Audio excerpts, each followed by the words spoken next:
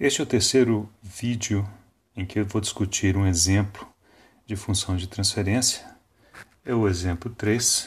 Suponho que vocês tenham assistido o exemplo 1, o exemplo 2, cada um deles com suas especificidades, e esse vídeo básico de função de transferência. Um dos aspectos novos que vão surgir neste vídeo é que a equação diferencial a qual chegaremos é não linear. E aí precisamos gerenciar isso, e isso não foi feito nos outros vídeos porque as respectivas equações diferenciais eram lineares. O exemplo, como nos demais vídeos, vem do livro de Castrucci, Bittar e Moura Salles, e se trata de um sistema térmico com misturador. O sistema está aqui. A ideia entra uma vazão volumétrica indicada por F a uma temperatura θi. Não há acúmulo nem perda de massa nesse recipiente, de forma que a mesma vazão volumétrica de entrada está aqui à saída, mas a temperatura θ mudou. Por quê? Porque existe um aquecedor elétrico fornecendo calor, indicado aqui por QH de T. E o misturador, indicado por essa pazinha, é simplesmente para garantir que a temperatura ali dentro está mais ou menos homogênea. Então nós não queremos se preocupar com distribuição de temperatura ao longo desse tanque, o que resultaria num modelo a parâmetros distribuídos, então equações diferenciais parciais. Não queremos mexer com isso agora. Então apenas umas lembranças, a energia é de T, nós vamos utilizar isso já já. É o produto de três grandezas: capacidade térmica, ou capacitância térmica, algumas pessoas falam assim, o volume e a temperatura. As unidades de cada uma delas aparecem aqui. E a equação diferencial, a dinâmica que aparece aqui, ela vem da seguinte relação, que a variação de energia dentro do tanque é um balanço do calor que entra menos o calor que sai. Então, se o calor que entra é igual ao calor que sai, não há variação de energia, Mas se entrar mais calor do que sai, essa energia vai aumentar. Se sair mais calor do que entra, a energia diminuirá. Então, pronto, a equação diferencial do balanço de energia aparece aqui. Muito bem, então a equação nós vamos escrever aqui o calor que entra. Temos calor entrando por aqui e calor entrando por aqui. Então, a primeira parcela é C, que é a capacitância térmica envolvida, vezes o fluxo F, vezes a temperatura de entrada θi. A outra parcela que entra é esta, e aí já entramos com ela direto, porque será a variável manipulada no sistema de controle eventualmente, então um sinal que vem externo. Eu não preciso descrevê-la, simplesmente digo que é um QH de T, e o que a gente perde de calor está aqui. É o fluxo que sai a uma determinada temperatura θ. Então, o calor que sai é a capacitância C vezes o fluxo F, que é o mesmo fluxo de entrada. Agora, a temperatura que sai é uma temperatura eventualmente diferente da temperatura de entrada.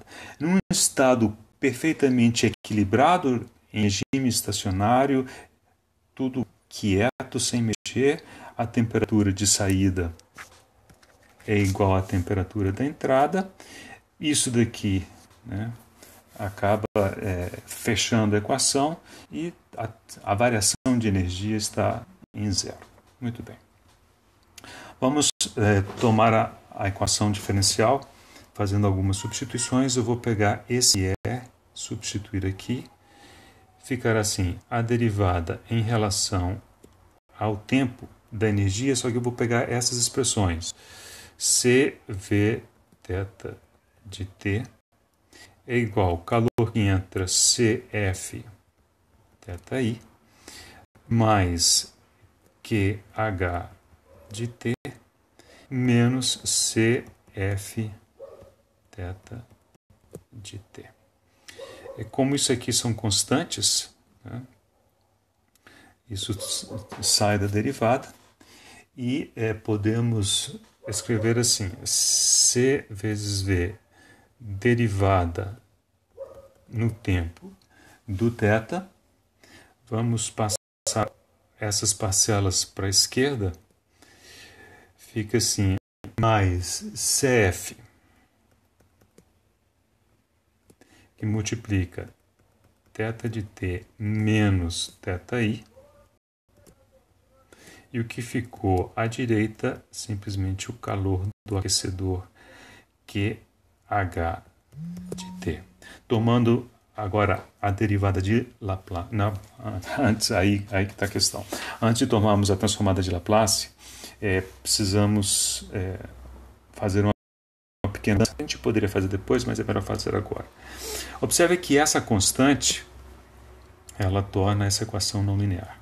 Ela passa a ser uma equação afim.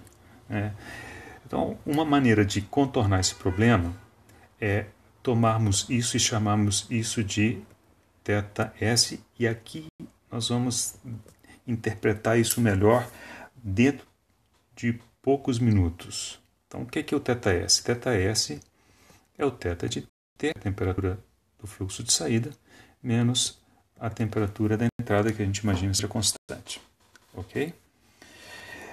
Daqui temos que θ de t é θs de t mais θi. Portanto, θ ponto de t é igual a θ ponto s de t. Agora sim, substituímos essas grandezas nessa equação e ficamos assim, C vezes V, θ ponto de t é igual a θ ponto s de t, mais CF θ s de t, igual a QH de t. Agora sim podemos tomar a transformada de Laplace, considerar condições iniciais nulas. Teremos assim, θ s de s, e aqui teremos CV vezes S mais CF igual a QH de S, onde a transformada, melhor, a função de transferência θs de S sobre QH de S é igual a 1 sobre CVS mais CF. Esse é o resultado, mas precisamos interpretá-lo agora. Observe que para chegar a esse resultado, fizemos esta mudança de variáveis. O que ela significa? Ela significa que este resultado só vale para variações de temperatura em torno de θi. Observa que dentro de θs está esse θi constante. Se a temperatura da entrada mudar, a função de transferência terá que ser outra. Então não poderemos lançar a mão dela tão imediatamente. Moral da história, esse é o conceito de linearização em torno de um ponto de operação que, neste caso, é dado por θi. Então, para um outro ponto de operação, a função de transferência possivelmente seja diferente e é necessário reconsiderar. Deixa eu terminar discutindo como que a gente fecharia uma malha caso desejássemos controlar a temperatura da saída. Então, a variável manipulada passaria a ser, obviamente, o calor entregue pela resistência elétrica. Então, aqui teríamos que ter um conversor estático, por exemplo, que eu vou indicar por alguma coisa desse jeito. Então, esse aqui comanda a potência elétrica entregue. Então, essa é a variável manipulada. E o conversor estático, ele recebe instruções de um controlador. Aqui precisaríamos ter um sensor de temperatura, um termopar, um RTD, algum sensor de temperatura, de maneira a realimentar a temperatura, eventualmente compará-la a uma referência. Então, uma referência mais temperatura menos, e isso acionando o controlador. Olha que mais horroroso que apareceu aqui. Perfeito. E assim fecharíamos a malha. Atenção. Ora, isso aqui não é entrada? É entrada de massa, isso é a entrada do processo, mas não são os sinais que compõem esta malha de controle. A entrada para o processo nessa malha de controle é essa variável manipulada que é aqui, que é a QH. Né? Então, observe que vazões e fluxos que entram no processo não necessariamente são as variáveis de entrada do processo. Da mesma forma com que fluxos e vazões e massas que eventualmente saem de um processo não necessariamente são as saídas desse processo.